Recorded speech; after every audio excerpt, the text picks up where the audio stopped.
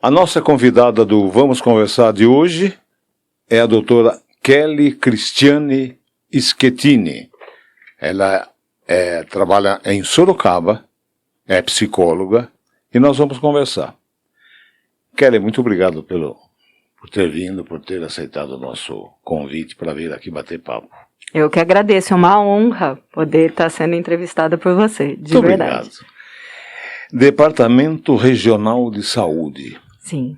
Você comanda quantos municípios? 48. 48. 48. Em população? Mais de 2.500.000 pessoas. Só? Só. Que coisa legal, né? E ainda enfrentando uma pandemia pela saúde. É a 16ª do estado. 16ª. E depois tem mais uma? São 17 regiões de saúde. 17. Ligada diretamente ao governo, claro. Sim. Secretaria de Saúde. Sim. Do estado. Você trabalhou em Sorocaba. No município. No município. Também. Isso foi na gestão de? Eu peguei a gestão Crespo e depois, com a saída dele, ainda eu fiquei um tempo na gestão Jaqueline. Fiquei como diretora de área a maior parte do tempo, assumi a secretaria. Fiquei 4 meses como titular mesmo da pasta e daí eu pedi minha exoneração. Não deu certo? Não, assim, não. Não deu certo. Teve muita coisa boa, mas chegou num entrave ali e eu preferi sair. Entendi. Você como psicóloga, já clinicou? Sim, muitos anos. Você é formada há quanto tempo? Eu sou formada desde 2000. Você exato, acho que 2001. Né? 20 anos. Clinicou aqui em Porto Feliz? Também, mas principalmente Itu, Indaiatuba. Né? Área específica? Não. Né? Eu tenho, a minha especialização é em atendimento hospitalar. Né? Eu sou especialista pela Faculdade de Medicina da USP. Né? Então tem toda uma ligação mais aí com essa questão do atendimento hospitalar, do atendimento vinculado às doenças. Então, isso me ajuda muito na gestão, esse conhecimento. E depois partiu, esse foi um convite do governo para você assumir o Departamento Regional de Saúde? Foi um convite, sim, que eu tive no então secretário German, né, que através de uma indicação do Rodrigo Garcia, hoje vice-governador do estado, para que eu pudesse integrar, né, o time ali. Tive uma entrevista com o German, que era então secretário, e ele me aprovou, né, para assumir a Diretoria Regional de Saúde de Sorocaba.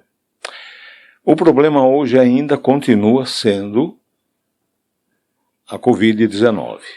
Baixou bastante, nós vimos o número de mortos do Brasil diminuiu muito, e 80% dos não vacinados são as vítimas de internação e óbito.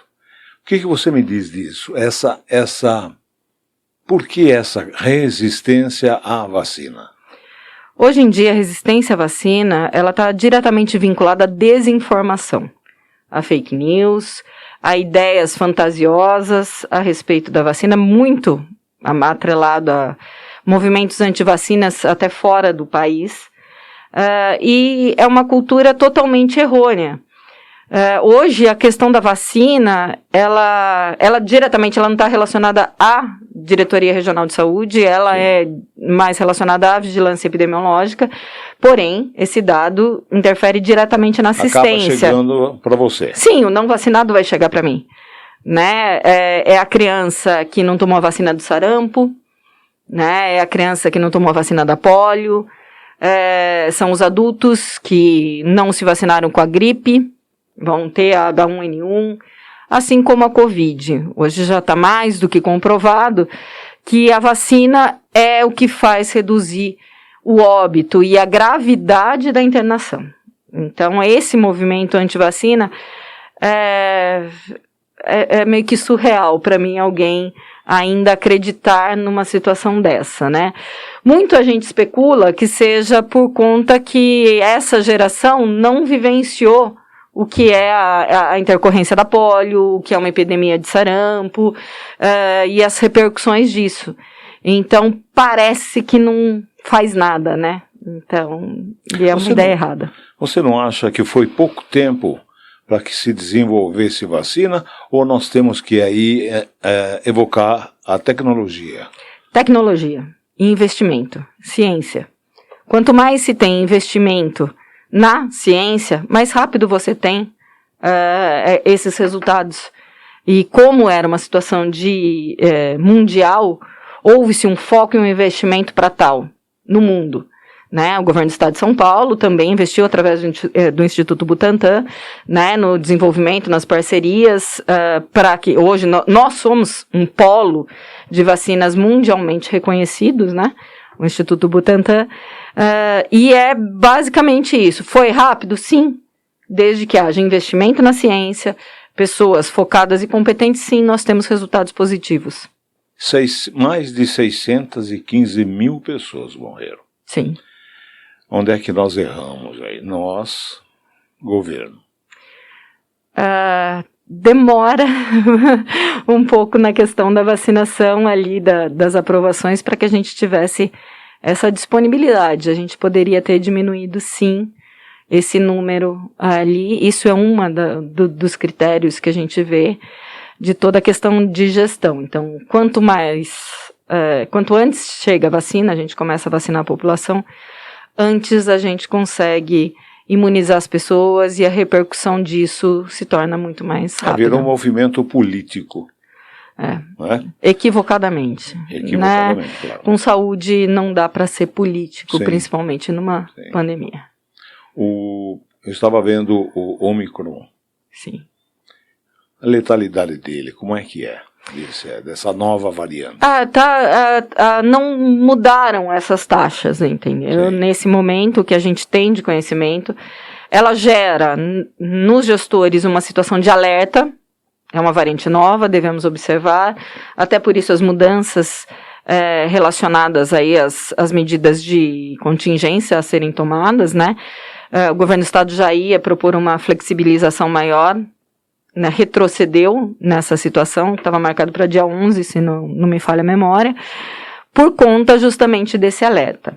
Né? Então, o que parece, pelos indicadores que nós temos através dos Centros de Vigilância Epidemiológica, que as vacinas estão dando os resultados esperados e segurando essa Omicron aí, qualquer outra que, Delta, Gama, que apareceram. Então, ela está dando conta.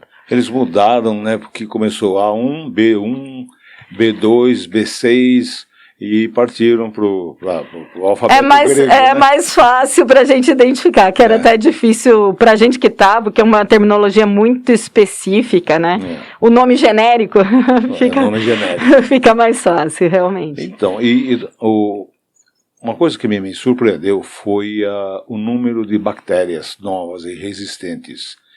O ano passado foram 2.000 novas bactérias. E este ano, que está no final, 3.700 novas bactérias que não se consegue. Então a pessoa é internada, você sabe melhor que eu, com a Covid, até encontrar o antibiótico para combater aquilo. A pessoa vai à morte mesmo.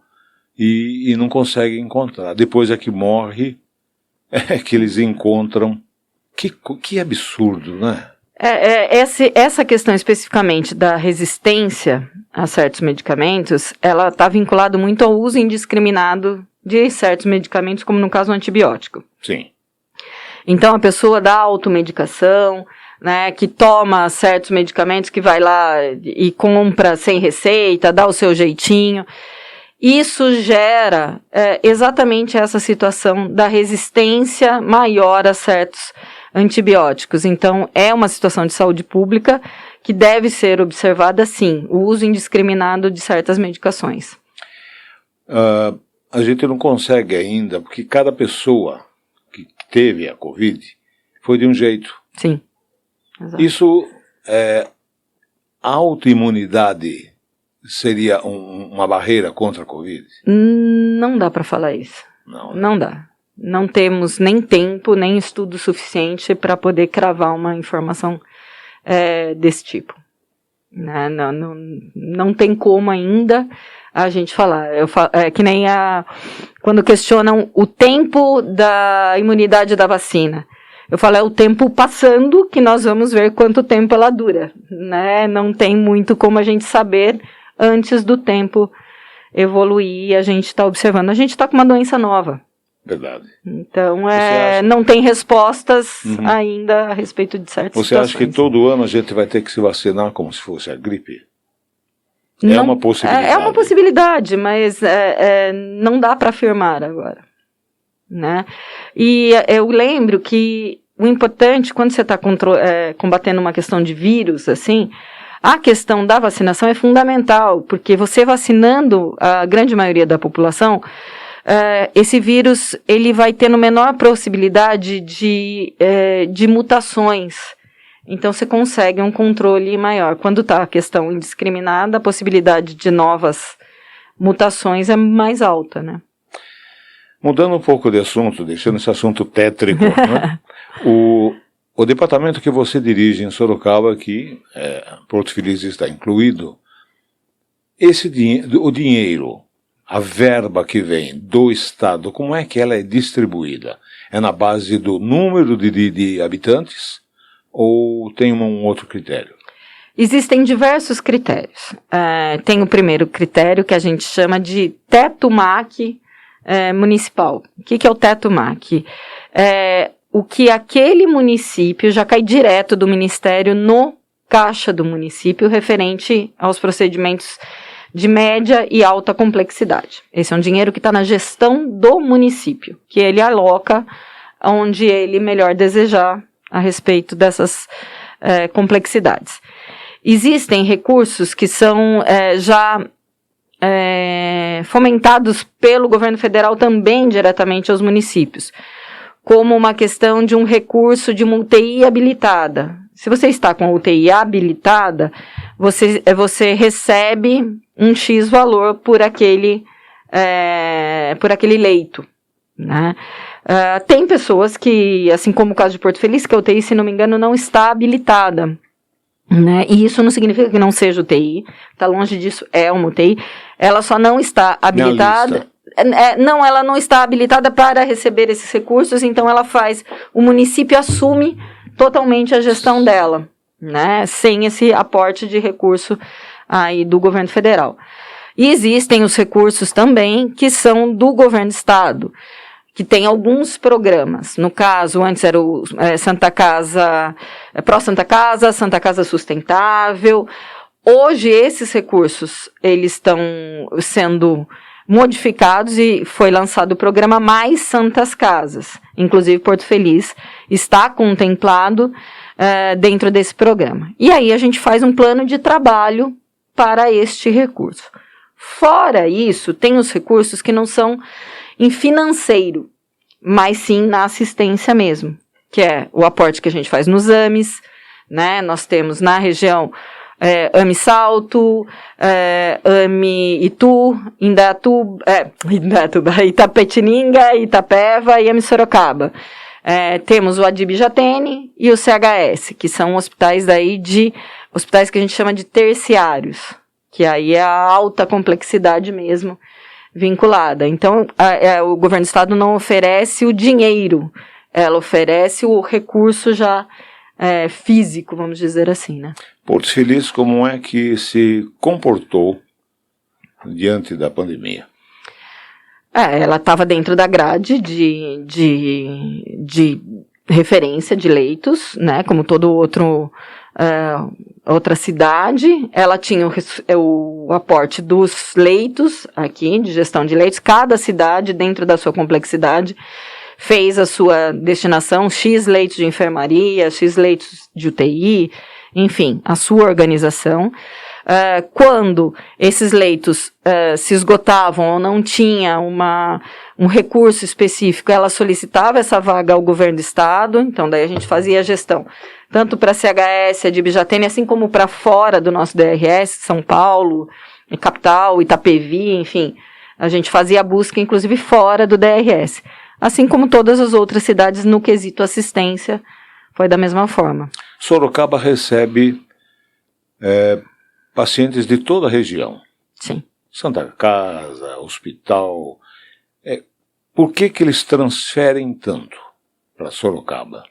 Por conta justamente que a alta complexidade está, a sua grande maioria, em Sorocaba, principalmente CHS e Adib-Jatene, que são os grandes hospitais terciários que a gente tem. Aí compõe a rede algumas coisas na Santa Casa de Sorocaba, no Hospital Santa Lucinda também, e no hospital na Santa Casa de Itu.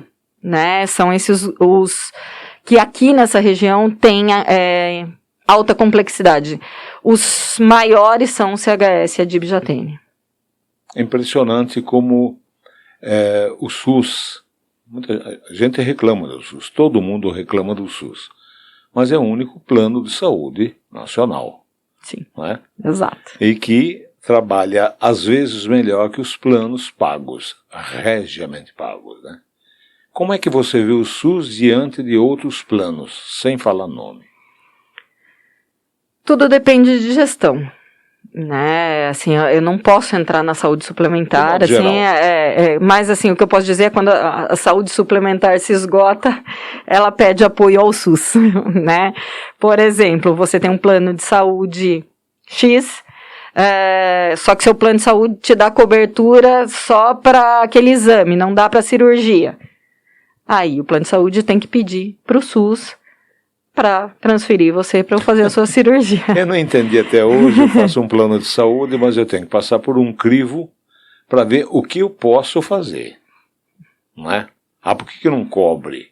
Daí a pessoa vai à justiça e acaba ganhando, né? Sim.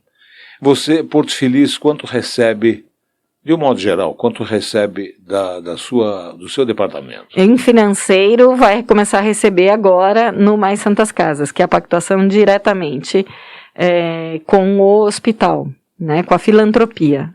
É um projeto vinculado à filantropia. A cidade? Né? A cidade, ela recebe, como eu falei, diariamente vagas de dermatologia, cardiologia. E aí, como é que funciona? Assim como as cirurgias de alta e questões de urgência, que são o tempo todo. Então, a gente não é o recurso financeiro para você fazer a gestão. Eu faço a gestão e te ofereço a vaga. Nós oferecemos as vagas no quesito ambulatorial, por exemplo, 100 vagas de dermatologia. Essas vagas ficam disponíveis para a prefeitura, né, Secretaria de Saúde. A Secretaria de Saúde, através da sua Central de Regulação Municipal, que tem organizado todas as pessoas que necessitam daquela vaga, e aí ela faz o agendamento daquela pessoa, para ir para um AME, para um CHS, enfim. Então, eu ofereço já a vaga em si, o exame, a tomografia, né, a ressonância, a cirurgia, né, cirurgias de catarata, enfim. Nós estamos, inclusive, com um mutirão, né, agora, que é o Corujão da Saúde, já tem mais de um mês que está acontecendo, que são exames com uma prerrogativa aí da identificação do câncer, que ainda é uma se não me engano, é a segunda maior incidência de óbito da nossa região de saúde. Então, aí, quanto mais a identificação precoce, mais a gente consegue tratar essa pessoa. E aí, nós começamos com ultrassom, temos todas as biópsias. No momento, eu estou sem fila de biópsias, conseguimos tudo que estava, a gente zerou essa fila. A gente está com o mutirão de catarata, que a gente está ofertando essas vagas. Por favor, eu gostaria que você discorresse sobre isso. Catarata, tem muita gente na cidade que não sabe como iniciar esse tratamento, onde vai, conta pra gente. Unidade Básica de Saúde. Unidade Básica de Saúde, né, o clínico, ele vai fazer o encaminhamento pro oftalmo, e o oftalmo vai dizer se é catarata ou não. E aí, essa ficha, o município, isso é a regra para todo município, o município insere num sistema que se chama CDR, Cadastro por Demanda de Recurso. Aí, nós conseguimos ver quantas pessoas têm ali necessitando daquilo. E eu vou te ofertando vaga para isso ir rodando. Né? Mas o munícipe, ele tem que... A relação dele né, em primeiro momento, é através do famoso postinho, né, da Unidade Básica de Saúde. Então, essas demandas têm que caminhar através disso. E os exames, acho que são 6 exames, né? São todos feitos a partir do momento que ele entra no serviço. Pelo menos na organização do Estado é assim. E não tem essa demora, porque existe muita demora. Hoje nós não estamos, não posso falar estritamente do dado de Porto Feliz, não vou me lembrar exatamente a fila. Sim, de modo geral. Mas devido à situação do Corujão, né, que nós estamos fazendo, o objetivo é limpar todas essas filas. Inclusive eu tenho que distribuir amanhã 170 vagas que estão no AME, para janeiro. Né? Daí tem as vagas do BOS, tem, enfim, vagas em Itapeva, diversas referências. Eu ia falar do Banco de Olhos de Sorocaba, sim, também pelo SUS, é encaminhado para lá, o paciente é encaminhado para lá. Esse mesmo caminho, porque essas vagas SUS do BOS são agendadas através dessa liberação de vagas pelo DRS. Então, se o SUS, dentro da contratualização que ele tem com o governo do estado, ele me oferece 250 vagas mês. Eu vou distribuir essas vagas conforme as filas dos municípios, proporcionalmente. Então, assim que a gente vai fazendo a distribuição. Vamos falar de máscara. Olhos, nariz e a boca. Por que a máscara, então, não cobre os olhos? O veículo principal de contaminação, isso já foi comprovado, é essa parte, principalmente boca e nariz, né? A questão inalatória. Então, Só para não aumentar a máscara também. Não, já pensa...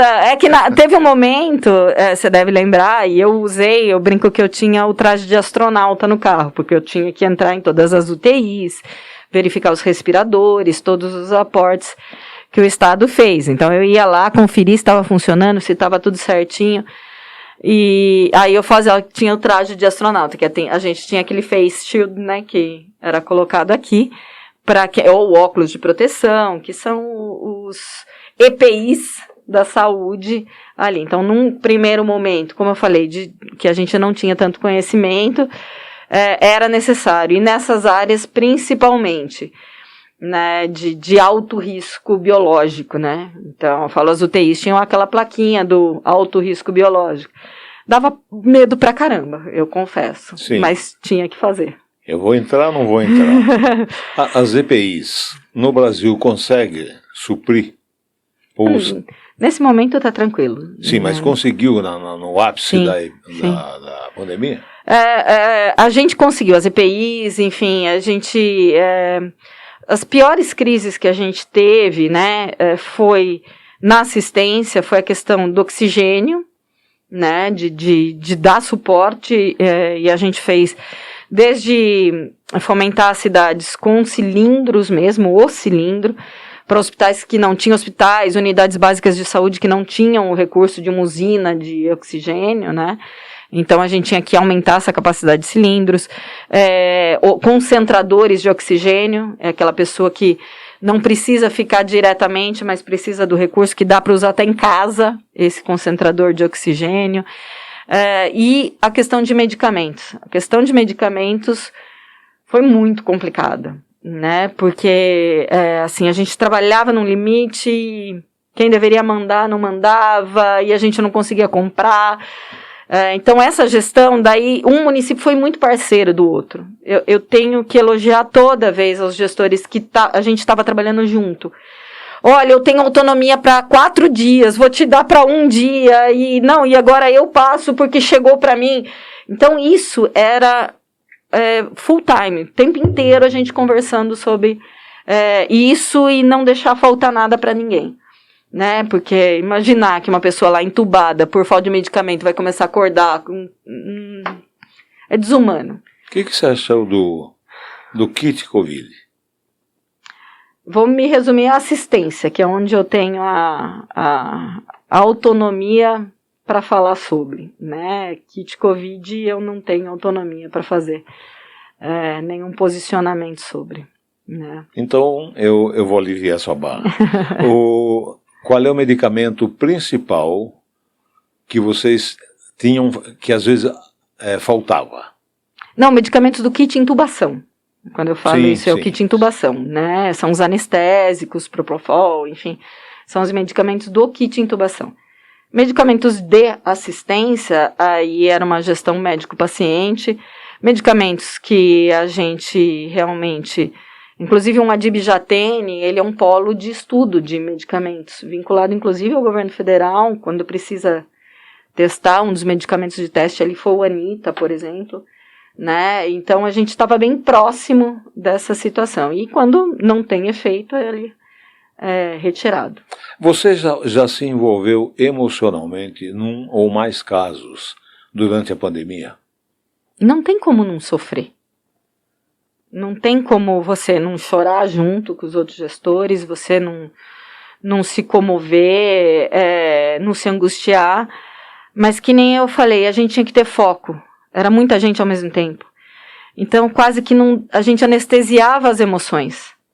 Tanto as pessoais, de pessoas muito próximas ali sofrendo, e a gente tendo que organizar tudo aquilo.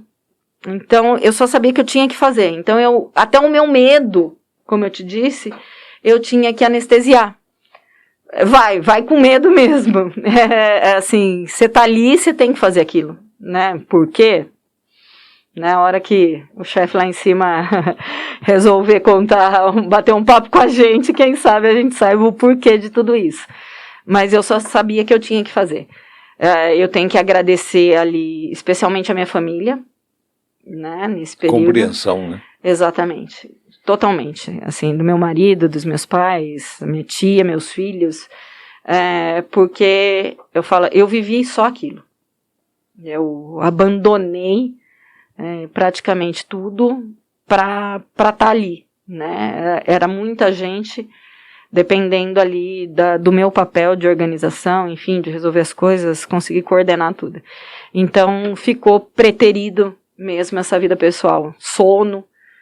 Eu chegava a dormir no máximo 2h30 por dia. Assim, intervalos, né, 2h30 na noite, porque você já acordava, já começava a conversar com um, com o outro, e o que tá precisando, e o telefone já tocava.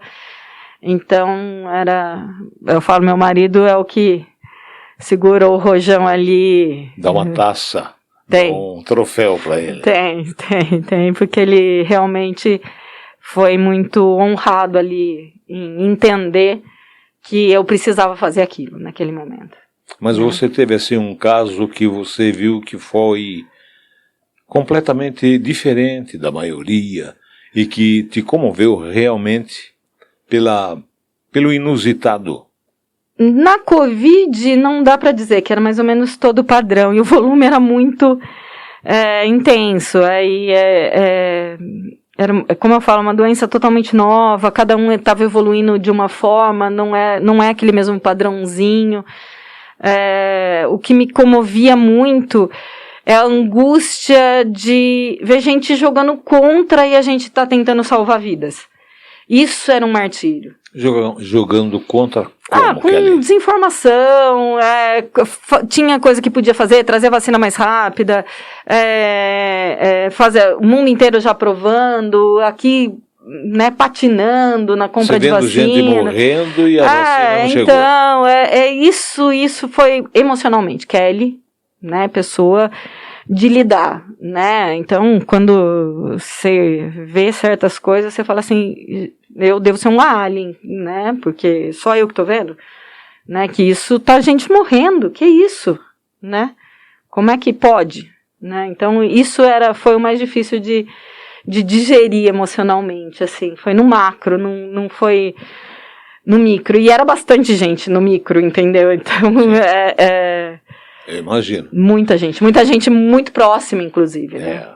Pois é, a gente começou a contar o número de mortos, parece que era uma gincana, e depois vamos lembrar dos recuperados, não é? Que foram muitos. Sim. Muitos recuperados. Essa recuperação, nós conhecemos pessoas que levaram uma semana, foram internados e em uma semana morreram. E outras foram internadas, se recuperaram. Eu não consigo, claro que eu não sou da área, mas como a maioria das pessoas também pensa nisso. Como é que se recuperou? A gente não desiste de ninguém.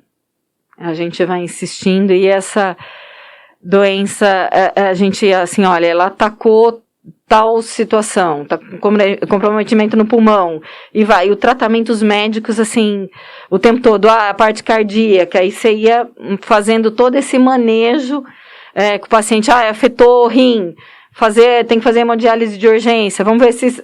Então, era um olhar específico para cada paciente, de forma totalmente individualizada.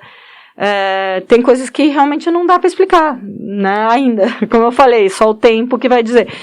Tem gente que você fala assim, meu Deus, não vai dar, e você começa a lidar com esse luto antecipado, de repente, assim, eu falo, tem coisa que ainda não sabemos, é só um mistério com o chefe lá em cima. Kelly, vamos falar sobre sequelas da Covid. O que tem o seu departamento?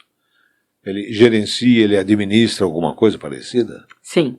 A gente tem uma rede, uma organização de rede para tratamento das possíveis sequelas pós-Covid. Então, a gente tem desde a vaga pós-Covid, independente da sequela, nos AMEs, porque uma sequela pós-Covid pode ser desde a questão do olfato, pode ser uma questão que acometeu o rim ou a parte de pneumo. Enfim, então tem a vaga específica pós-Covid, quando o município tem uma dúvida diagnóstica, ou através do encaminhamento ao especialista mesmo dela. Temos também na rede Luci Montoro, que é um equipamento do governo do estado também, ele fica junto ali no complexo do CHS, né, onde nós temos tratamento para sequela pós-Covid, que envolve até um déficit motor, principalmente, problemas nessa área neurológica, que precisem de uma assistência mais especializada. Nós temos esse tipo de vaga para dar suporte para essas pessoas. Você fala da sequela muscular? Também. Porque... Não se chegou a uma conclusão por que mexe na musculatura. Você vai falar, mas ficou muito tempo parado, entubado. Pode ser também, né, por conta da perda da massa muscular ali na questão de ficar internado. Mas tem sequelas neurológicas que podem promover essa dificuldade. Se fala hoje até numa associação da síndrome de Guillain-Barré, que é a questão que afeta tudo isso. Então, é o que eu falei, estudos constantes sobre, né, mas a gente já tem uma rede já há algum tempo organizada para este tipo de paciente que tem algum tipo de sequela, e isso compromete um pouco a sua qualidade de vida, né. Você tem, as sequelas são renais, musculares, cardíacas, neurológicas, vasculares. Meu Deus, fica longe disso, né? Qual é a melhor maneira de se proteger? No momento, vacina. Fora vacina. Vacina... Ou vai entrar naquele 80%, naqueles 80% que estão... Vacina.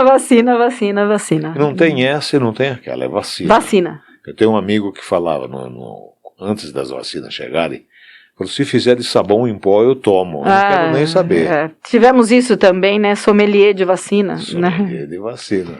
E não, são as vacinas. São laboratórios confiáveis. A Anvisa atestou a qualidade de órgãos do mundo inteiro, atestando a qualidade dessas vacinas. Enfim. Por que a Coronavac é vista com tanto menosprezo? Teve aqui no país, teve toda uma questão política contra, né, uma campanha contra, aí que, como eu falei, o Butantan tem uma história aí na imunização que é acima de qualquer suspeita. São Paulo saiu na frente. Sim. Saiu na frente. E agora vem a Butanvac aí também, que já está com as aprovações caminhando dentro da Anvisa, que daí essa é uma tecnologia do Butantan mesmo, né? Eu estou vendo também a fabricação de umas, já está em teste, né? Pílulas e sprays. Isso eu desconheço, eu não posso, né, falar mais, né, o que eu tenho conhecimento. Mas agora vão surgir muitos estudos, né? Agora vai sobrar vacina também, né? Assim espero, vacina que seja, mas hoje tem muito faltoso, né? Assim, Madu, que tem, esse é um grande problema. Tomou a primeira dose, mania um pouco do pessoal, né? Começa a tomar um antibiótico, melhora, para o antibiótico, né? Tomei uma dose, deixa para ir para depois. Não, gente, tem que fazer o ciclo de imunização, né? E não tem um antibiótico específico, né? Não. Nenhum vale a pena. Não que nenhum vale a pena, né? É o ato médico que vai determinar qual é o melhor tratamento. Olha, você toma esse antibiótico, é bom, é contra a Covid, ele realmente ressuscita a pessoa. Não existe isso, né? É o ato médico ali que vai dizer, o médico que vai ver o que a Covid está cometendo, as questões de como é que está reagindo, é uma questão que é de competência do médico diante do seu tratamento. E como é que os médicos divergem tanto assim? Um conhece mais que o outro ou não? E aí entra numa discussão até da faculdade que se formou, né, que o pessoal fala.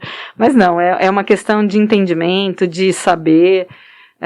A comunidade médica também se uniu bastante para estudar, para tentar entender, para compartilhar as informações. Então, os médicos, as equipes tiveram muito essa interface, porque a gente estava numa guerra, está numa guerra, mas aquele momento ali de tudo com a Covid, era quem estava ali na linha de frente, assim, só quem estava ali sabe dizer a angústia de se tratar, como eu falei, o medo, que é humanamente impossível você não ter. Então, você sabe, trabalhando ali, você tinha medo violento de levar o vírus para casa. E isso era um martírio. Eu chegava em casa, aquela coisa de arrancar a roupa inteira na porta, quase que toma um banho de álcool, para depois sair correndo, entrar no banheiro, e o medo de até se aproximar dos filhos, do marido, de saber exatamente, você não sabia nada. Então, assim, é natural, não existe ainda falar assim, é isso ou isso. Não dá para falar ainda, né? Eu tomei. Primeira e segunda Coronavac e a terceira Pfizer. Sim. Tive uma reação, mais ou menos, da Pfizer na última, mas também questão de 12 horas, 24 horas. Sim. E nas duas anteriores, não. Tive reação nenhuma. É de organismo para organismo. Mas volta aquela história. Como é que cada um é cada um? Cada organismo responde de um jeito. Né? Tem gente que fala assim, tomei a vacina da febre amarela, nossa, parece que passou um rolo compressor em cima de mim. E tem gente que fala, não senti nada. É de organismo. O importante é que ela funciona. Funciona, te protege, diminui teu risco de morte violentamente, é o que funciona. E o governo do estado, sim, teve esse foco. Pode falar diversas coisas e debater, mas o foco na vacina, sabendo que isso seria fundamental para o controle, isso sim, né, a gente teve. Tenho que te falar que por parte do governo do estado também, todos que precisaram de aporte para abrir leito, não faltou nada. A gente auxiliou os municípios o tempo todo, nesse sentido de interface, o que nos era solicitado, enfim, a gente buscava atender e organizar todas as necessidades. Sal da Gruta, vamos fazer um merchan.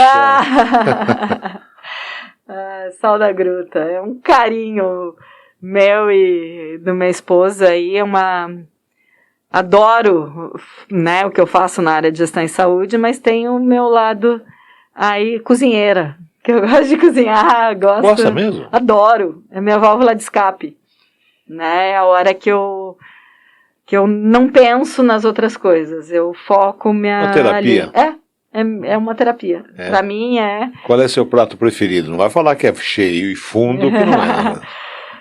Eu acho que como uma italianinha aqui, as massas, né, e principalmente a que eu faço, né, que é a massa que aprendi com vovó, que é punhado de farinha, um ovo, um tiquinho de sal e, né, a gente tá, assim, o Sal da Gruta é um carinho meu esposo, que a gente começou ali literalmente carregando barraca, né, para ver como é que seria fazer um teste, né? E tá caminhando, vai fazer 3 anos. Agora, no dia 18, a gente já tá indo para 3 anos. Passamos a pandemia, eu brinco com as pessoas, eu falo que eu vi os 2 lados, né? Eu tava no olho do furacão, na saúde, e tinha também um estabelecimento comercial que eu sabia que não dava, né, naquele momento. Para aquilo, a gente não ia segurar a velocidade. A gente conseguiu, né, lembrando Mandetta, achatar a curva para a gente conseguir dar conta, né, de cuidar das pessoas. Porque você imagina o que é uma pessoa morrendo, eu fico imaginando os dados de Manaus, a pessoa morrer sufocada nela mesma, é desumano demais, é desumano. Você não conseguir dar o mínimo de assistência, isso nós conseguimos. A gente achatou a curva, com muita briga, com muito empenho, com muito trabalho, mas a gente conseguiu, né, fazer toda essa organização. Muito bem, Kelly, muito obrigado. Eu sei que o seu trabalho é muito importante para nós, inclusive, para Porto Filicense, para o Ituano, para todos esses 48 municípios que você comanda. Eu agradeço imensamente sua vinda aqui, foi muito importante. Saiu da mesmice, não digo, mas um assunto diferente. E você trouxe para a gente. Muito obrigado, viu? Eu que agradeço a oportunidade e estou à disposição. Muito obrigado. Sempre que precisar e quiser bater um papo de saúde aí, quando estiver aí no DRS, estou à disposição.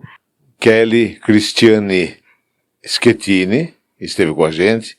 Eu peço para você, curta esse vídeo, curta no YouTube, deixe o seu like. Eu nunca pensei que eu ia pedir isso, mas é verdade, é o único jeito do canal crescer, tá bom? Muito obrigado pela sua audiência.